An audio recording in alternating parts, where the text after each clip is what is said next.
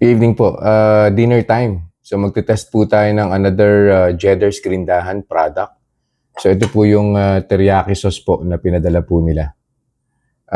It says on the label, keto, low carb, diabetic friendly. So malinaw na malinaw po yan. Ang ingredients po nito, coconut aminos, allulose, sesame oil, coconut vinegar, herbs and spices. 15 ml per serving. Ang calories po ay 17.73. Fats, 1.12 grams. Protein, 0. And then ang total net carbs po neto is less than 1 gram. 0.92 gram.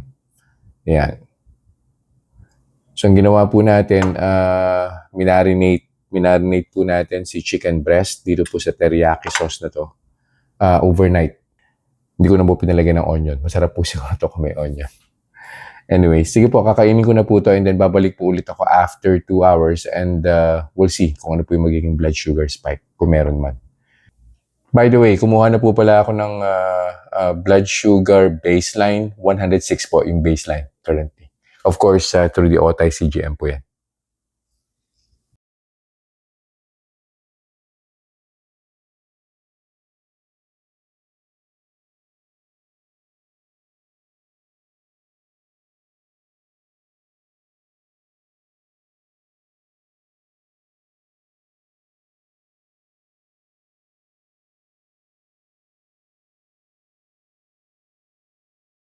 Reminders lang po, huwag pong mag-a-unli. Always eat in moderation.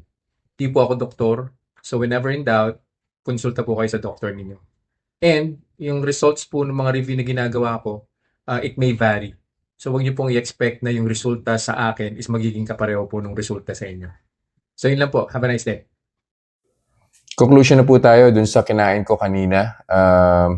Yung chicken fillet na binabad po sa teriyaki sauce no, ni Jeddar Skrindahan. Ito po.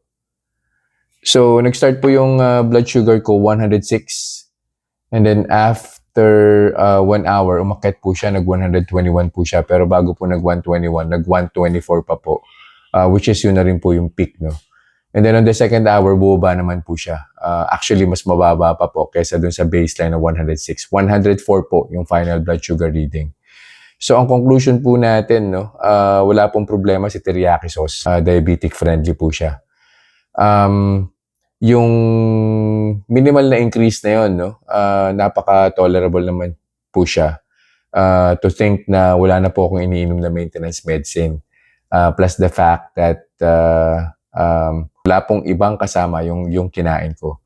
So siguro kung sinamahan ko po yun ng fiber and konting fats, mas magiging maganda pa po yung blood sugar reading. So yun lang po for this review. I'll see you guys in the next vlog. Bye-bye.